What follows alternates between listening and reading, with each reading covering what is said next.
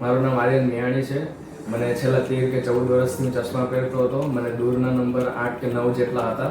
મને ખૂબ જ તકલીફ પડતી હતી. મારા એક ફ્રેન્ડે કીધું કે વિઝન આઈ હોસ્પિટલ છે જે સુરતમાં ઘોડદોર રોડ પાસે આવેલી છે, જે તારે વિઝિટ કરવી જોઈએ. અમે એકવાર વિઝિટ કરેલી હતી. સ્ટાફ ખૂબ જ ત્યાં સપોર્ટિવ છે. અમે ડૉક્ટર શૈલેષ અગ્રવાલ સરને બતાવેલું હતું.